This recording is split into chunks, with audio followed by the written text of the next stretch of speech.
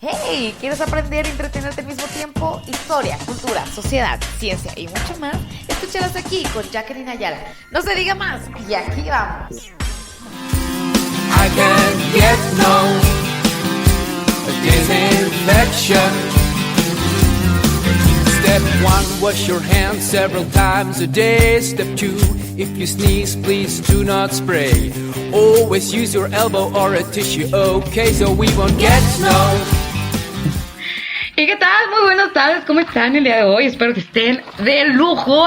No sé qué tal se la están pasando en sus casas. ¿Has intentado alguno de los pasatiempos que les he compartido en mis redes sociales? Espero que sí, porque tenemos que llegar al reto 1101 pasatiempos dentro de casa. Y si han hecho algún otro, digo, yo no me llevo 32, pero prometo que les voy a aumentar más.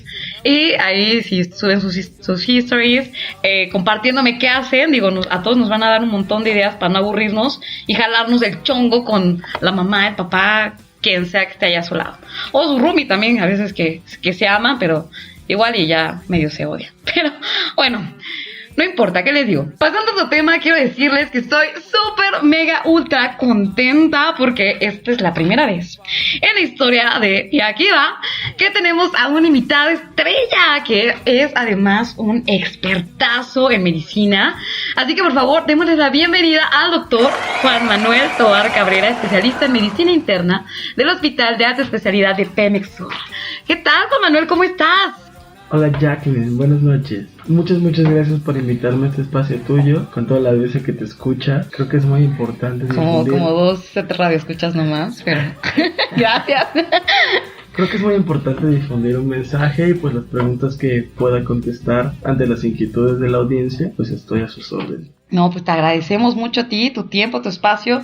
Sabemos que en estos momentos la actividad en los hospitales es abrumadora y te has dado el tiempo para estar con nosotros. Muchísimas gracias.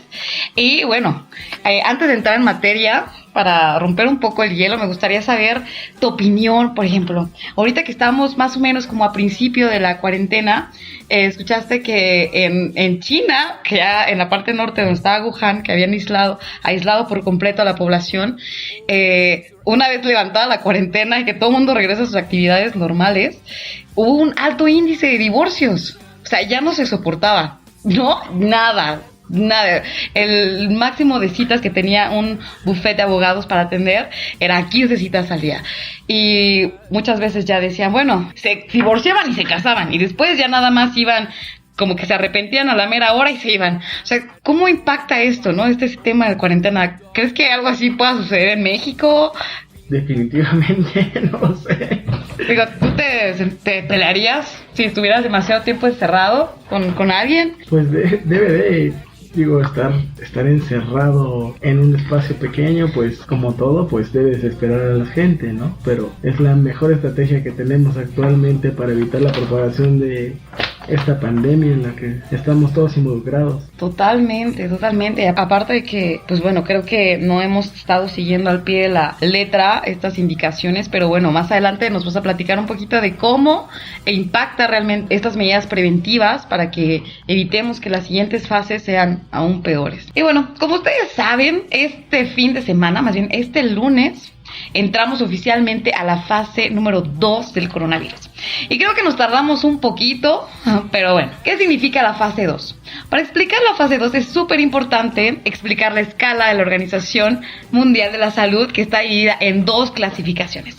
La primera es la escala interpandémica, que es la que abarca desde que aparece el virus así de repente hasta que infecta a una persona, y la pandemia, que es la que nos está marcando ahorita para clasificar a los países en la situación en la que estamos. Y entonces empezamos con la escala interpandémica. El primer paso es la aparición de un brote, ¿no? Es decir, que un virus en un lugar del mundo de manera muy focalizada y sin evidencia de propagación aparece. Después tenemos la fase número 2, que en este paso, pues bueno, hay como 2 variantes. La primera es que el virus es adquirido por un animal, como en este caso que fue ¿cómo se llama el vampiro? Es murciélago. Un murciélago, perdón. Y la segunda variante es cuando el virus ataca directamente a un humano y este tiene altas probabilidades de contagiar a otro humano. Así que el paso número 2 de la interpandemia se confirma cuando haya 2 humanos contagiados con este virus. ¿Vale? Y por último tenemos el tercer paso, que es uno antes de entrar realmente a la epidemia, y es cuando el virus ya se ha propagado de humano a humano. Y entonces empieza a haber más de 2, 3, 4, 5 brotes. Ahora bien, las fases que hemos estado escuchando que asigna la OMS de acuerdo al número de infectados y medidas de seguridad que optan por los países son las siguientes. Y la fase número 1 es cuando hay una confirmación del comienzo de una pandemia, porque comienza a haber casos importantes de infectados en varios países, ¿no? Como empezó en China, después empezó en países aledaños, después llegó y cruzó océanos para invadir a todo el mundo. Después la fase 2, que es en la que nos encontramos actualmente en México, es la epidemia regional o multirregional, que es cuando ya existen contagios de persona a persona que no han estado en contacto ni con personas que estuvieron enfermas ni que hayan viajado al extranjero, ¿no? La fase 1 es de casos importados en nuestro país. Y la fase número 2 es cuando el virus en el ambiente, en la atmósfera, pues ya se encuentra y entonces personas que no tuvieron ninguno de los antecedentes anteriores han sido contagiadas. Y bueno, lamento decir que esta fase no es la peor, sino es la antesala del boom que se aproxima. Tal cual está sucediendo ahorita en España y en Italia. Y es la fase número 3. La fase número 3 es el fin de la primera ola pandémica. Es decir, que los países que habían sido inicialmente infectados han tratado o han podido revertir un poco la situación, controlarla, como es el caso que está sucediendo en China, en Corea del Sur. Pero por contrario, países que fueron infectados más tarde, como Italia y como España, están pero a su máxima exponencia. Es como si el virus estuviera en una fiesta Erasmus. Ya saben, los que fueron intercambios seguramente saben a qué me estoy refiriendo.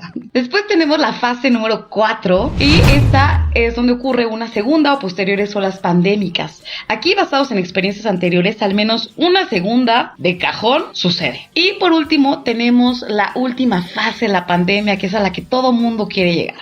La fase número 5, que es el fin de la pandemia, por fin, ¿no? Y es cuando la OMS informa cuando el periodo de pandemia ha finalizado. Sin embargo, hay una no tan buena noticia. Esto sucede probablemente después de 2 o 3 años, no es como ya pasó la cuarentena y se terminó, ¿no? Así que, por favor, preparémonos mentalmente, hagamos que esta curva de fin de la pandemia sea lo más corta posible, atendiendo todas las indicaciones que nos han estado haciendo y podamos evitar la fase 4 con muchas olas más pandémicas, como lo que se está viviendo en Italia y en España. Así que hay que acatar las medidas preventivas, las cuales son no saludar de beso ni de abrazo, suspender eventos en espacios públicos, también suspender clases escolares a todos los niveles, aplicar filtros en lugares de trabajo, así de si tienes temperatura, si realmente no tienes que ir o tienes que hacer home office, hazlo, por favor, de verdad hazlo, aunque te desesperes. Digo, todo el mundo quería hacer home office antes y ahora ya se están dando cuenta que no es tampoco la mejor dinámica de trabajo, pero si ahora la necesitamos hay que hacerla y hacerlo con gusto y lo mejor posible, por favor. También hay que lavarnos las manos, digo, esta es una medida que sí o sí, si hay pandemia o no hay pandemia, hay que hacer, pero ahora con mucha mayor razón. Hay algunos videos también que puedes encontrar en YouTube, en redes sociales, de cómo tienes que lavarte adecuadamente las manos para evitar cualquier tipo de contagio. Y por último, llevar a cabo la campaña de sana distancia, ¿no? De hecho, acá con Juan Manuel hicimos nuestra distancia por tiempos, así como en la primaria, 1-2. De 2, es 1.5 metros, ¿no? Ya son 2. 1.5, ¿no? Pero bueno, más vale prevenir que lamentar. Y bueno, ahora sí, entrando en materia, vamos a dejar que los expertos nos digan qué pasa con el coronavirus. Y nos van a responder todas las preguntas que me hicieron llegar a través de mis redes sociales. Muchas gracias a todos, o por inbox, o por WhatsApp, o así en los pasillos, así a 1,5 metros de distancia también. Y muy bien, pues bueno, vamos contigo ahora, doctor Juan Manuel. Y prepárate. Que ahí te van, ¿eh? Dale. Excelente.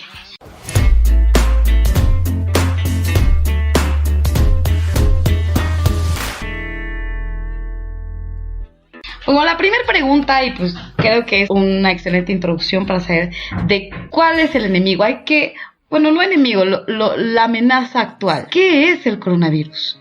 Pues mira, Jacqueline, el coronavirus es un virus de la familia Coraviridae que tiene ya pues miles de años en existencia. Generalmente se dividen los grupos, los coronavirus del grupo alfa y los coronavirus del grupo beta.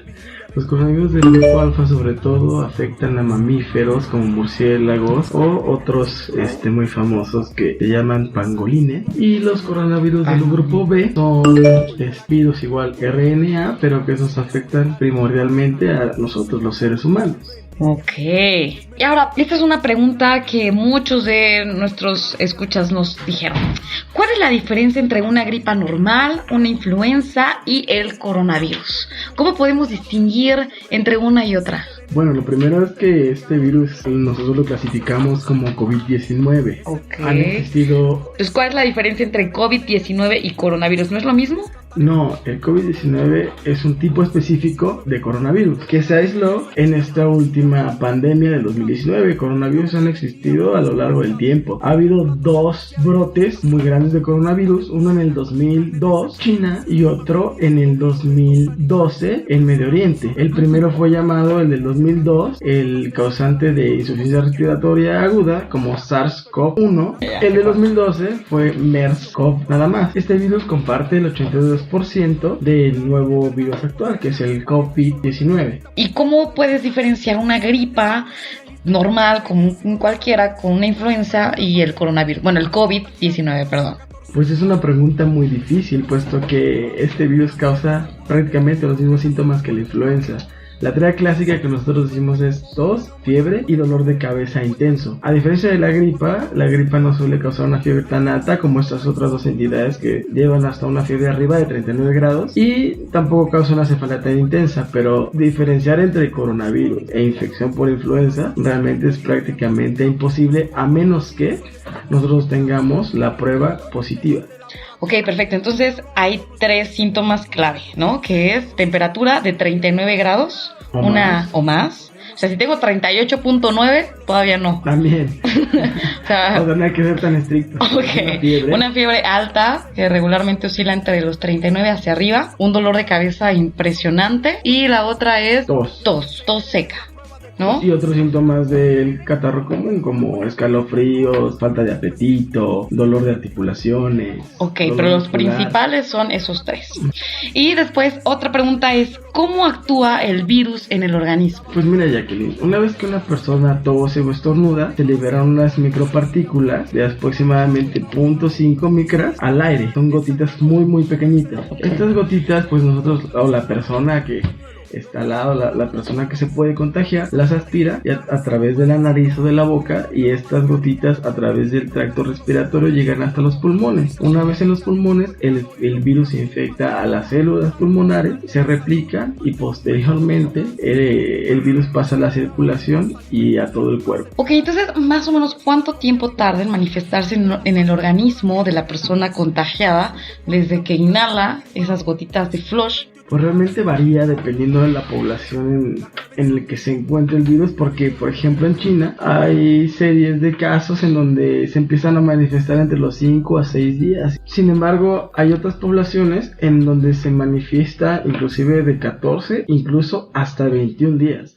Uy. Entonces realmente varía de acuerdo a la población. Y más o menos la población mexicana, ¿cuánto tiempo tarda? La población mexicana, realmente no hay estudios actuales en donde establezcan un periodo. Se establezca un periodo. Ok. Y por ejemplo, si una persona se cura, ¿tiene secuelas? Por supuesto, Jacqueline. Puede haber personas que, o la mayoría de las personas, no desarrollen ninguna secuela, hasta inclusive fibrosis pulmonar. O sea, esto quiere decir el pulmón prácticamente inservible. Es como las secuelas más letales, pero ¿es 100% de los casos o no es tan...? La mayoría de los casos, en teoría, tendría que resolver. Sin embargo, pues esto depende de varios factores. También depende de si el paciente tuvo una enfermedad leve, moderada o grave. Okay. Dentro de todos los pacientes, bueno, a lo mejor va a ser otra de tus preguntas, pero de todos los pacientes que se infectan por coronavirus o COVID-19, ¿sí? El 90% van a ser pacientes que se les va a mandar a su casa. Solamente tienen que tener tratamiento conservador, ya sea con algún analgésico o paracetamol, sobre todo para el control de la fiebre, y pues estar aislado para no propagar el virus. Sin embargo, en el 10% de los pacientes restantes van a requerir hospitalización, y de esos 10%, aproximadamente un 3% va a requerir requerir una hospitalización en unidad de cuidados intensivos. Esto es, van a ser pacientes muy graves. ¿Cómo le hacen ustedes, médicos que son el personal de primera línea que está en